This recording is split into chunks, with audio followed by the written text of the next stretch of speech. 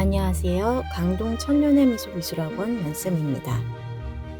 오늘은 신고전주의와 낭만주의 미술에 대해서 살펴보겠습니다. 그럼 시작하겠습니다. 신고전주의는 로코코와 후기 바로크에 반발하고 고전 고대에 대한 새로운 관심과 함께 18세기 말부터 19세기 초에 걸쳐서 프랑스를 중심으로 유럽 전역에 나타난 예술 양식입니다. 회화, 조각, 건축, 가구에서 엄격한 고전 양식을 부활시켰던 신고전주의는 장식적인 로코코 양식에 대한 반동으로 나온 것입니다. 이 당시 예술가들, 특히나 권력자와 가까운 위치에 있던 궁정화가나 유명 작가들은 절대 왕정 시기를 넘어 강력한 힘을 얻은 귀족들과 왕족들의 화려한 취미, 그리고 허세가 강조된 로코코 양식의 작품들을 그리는데 질려 있었던 시기입니다. 그래서 그들은 좀 더 엄격하고 질서 있는 예술, 완벽하게 통제된 형식을 갖춘 질서 있는 그림들을 그리고 싶어 했습니다. 신고전주의는 인간 중심의 르네상스와 17세기 프랑스 고전주의를 거쳐 18세기에 이르러서 고대 그리스 로마 시대의 고전 미술 양식과 정신을 다시 끄집어낸 시기라고 볼 수가 있겠습니다. 계몽주의에 의해서 각성한 시민들, 즉 부르주아들에 의한 시민혁명이 유럽 각지를 휩쓸던 시기에 자신들의 권위를 세워줄 새로운 예술사조가 필요했습니다. 그래서 그들이 내세운 것이 계몽주의가 강조한 이성에 입각한 예술, 또한 자신들이 일으킨 혁명과 같은 과거에 있었던 역사적 사실들이나 기독교 이외에 구전되어 오는 그리스 로마 신화, 혹은 각국의 전통 설화 등을 소재로 삼는 위험 있는 작품들이 필요했습니다. 고전의 형식미와 위험을 강조하는 이른바 정통 예술로의 복귀라고 볼 수 있겠습니다.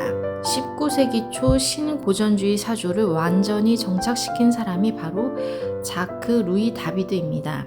그는 화가이자 민주주의자로서 그리스 로마 미술을 새로운 프랑스 공화국에 알맞게 적용시킨 인물입니다. 그는 아카데미즘의 성립에 중요한 영향을 끼쳤고 대혁명에 참여하는 등 미술과 정치적 활동을 겸업했습니다.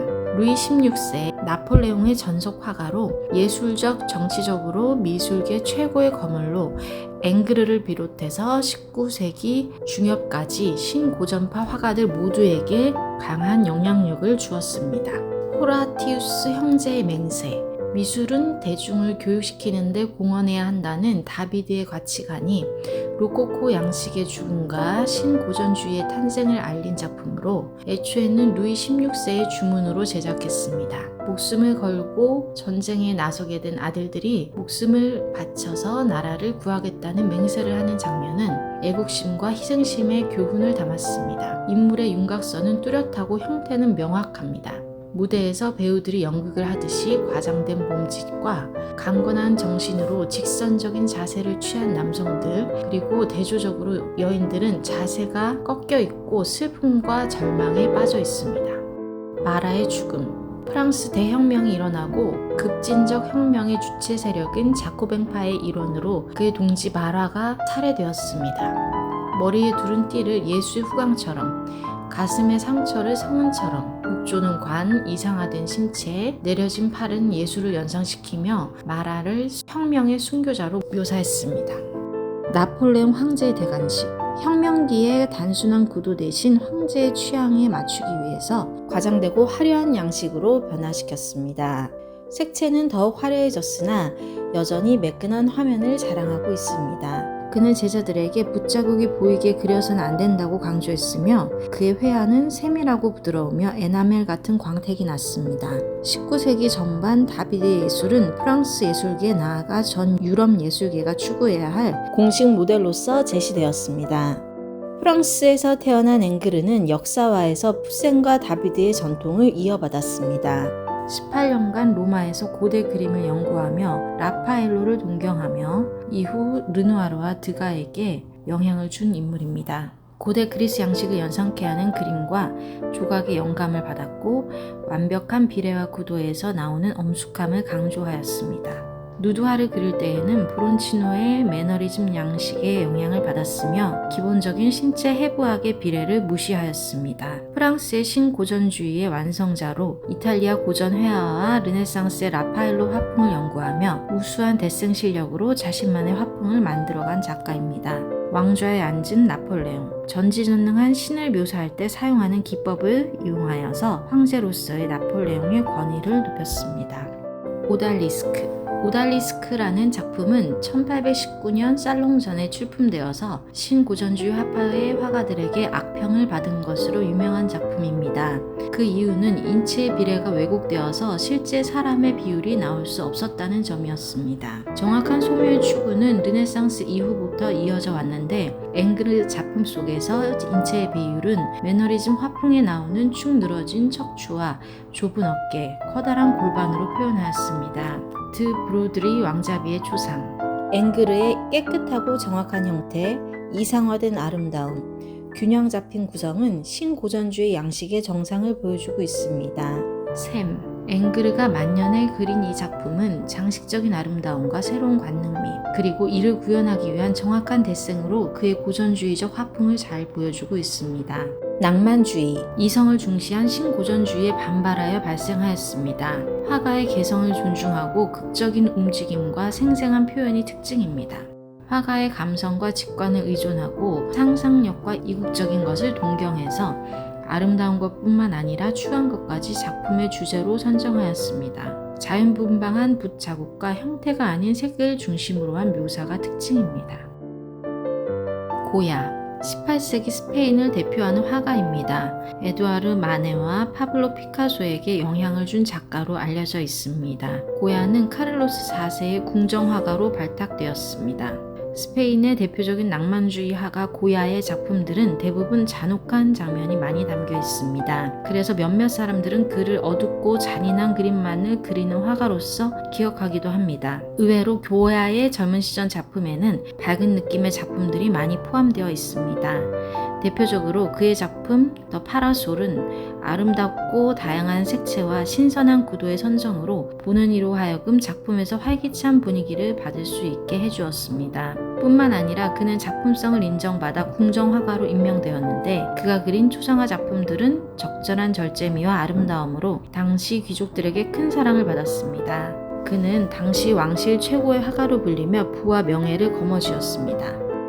카롤루스 4세 가족, 카롤로스 4세 가족이라는 작품은 겉보기에는 화려한 듯해 보여도 조금만 더 그림을 바라보면 다소 심오한 감정이 들게 합니다. 가족 사진이라고 하더라도 그들의 모습은 마치 서로 다른 세계에서 방황하는 듯한데요. 인물들 하나하나 섬세하게 표현하면서도 그들의 시선은 같은 곳이 아닌 다른 곳을 향하고 있습니다. 이를 통해서 그림이 그려진 1800년 당시 왕궁이 얼마나 혼란스러웠는가를 정확히 표현했지요. 또한 이 그림에서 주목해야 할 점은 바로 어둠 속에 있는 고야 자신의 모습입니다. 마치 자신은 어두운 현실 속에서 진실을 보고 있다는 것을 표현한 듯이 보입니다. 무늬만 화려한 왕실의 모습 속에 자신의 모습을 색다르게 표현한 고야의 예술성이 매우 잘 드러난 작품입니다. 실제로 이 그림이 그려지고 난 뒤 왕의 첫째 아들 페르난도 7세 이후에 나폴레옹의 침략으로 가족은 완전히 해체됩니다. 이후 고야는 더 이상 궁정 화가로서가 아닌 자신의 어두운 내면 세계를 보여주는 화가로서 전쟁의 참혹한 현실에 고통받으면서 작품 활동을 이어갑니다. 일명 검은 그림들을 계속해서 그려내기 시작한 것이지요. 특히 아들을 잡아먹는 사투르누스라고 불리는 작품은 가히 충격적이라고 할 수 있습니다.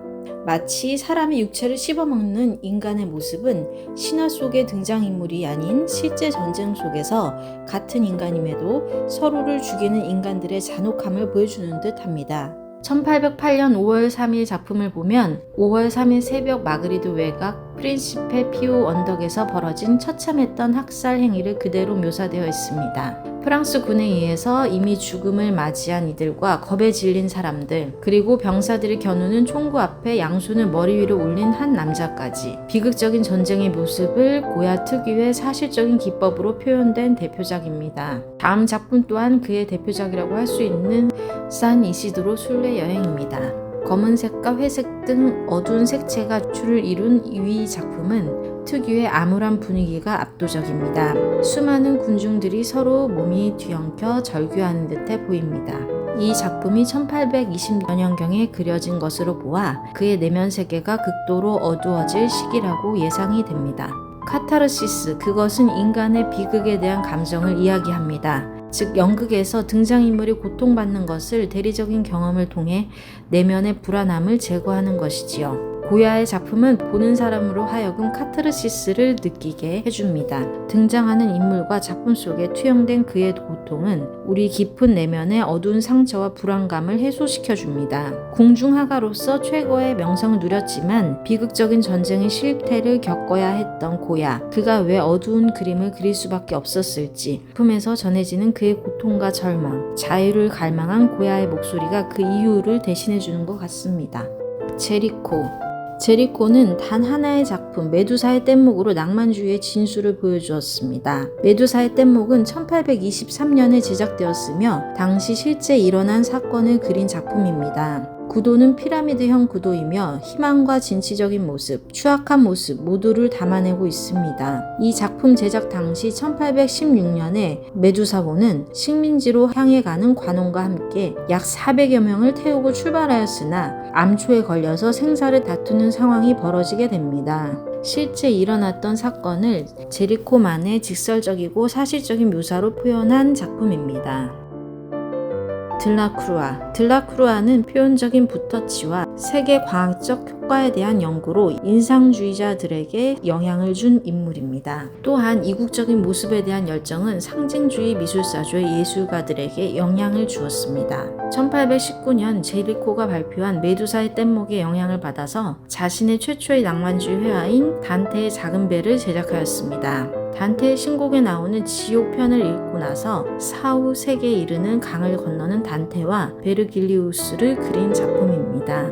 다급함과 위기감을 실감할 수 있도록 표현하였습니다. 민중을 이끄는 자유의 여신이라는 작품은 1830년 7월 혁명을 소재로 낭만주의적인 현실과 인간의 감정을 작품에 담으려 노력한 들라크루아의 작품입니다. 1830년 7월 28일 목고 왕정에 반대하여 일어난 시민들의 3일간의 투쟁에 부르봉 왕가를 무너뜨리고 루이 필립을 왕으로 맞은 7월 혁명을 주제로 작품을 제작했습니다. 여인상 왼쪽에 검은색 모자를 쓰고 총을 들고 있는 사람이 들라크루아 자신을 표현한 것으로 알려져 있습니다. 오늘은 신고전주의와 낭만주의에 대해서 알아봤습니다. 다음 시간에는 사실주의와 자연주의 미술, 그리고 인상주의 미술에 대해서 알아보겠습니다. 감사합니다.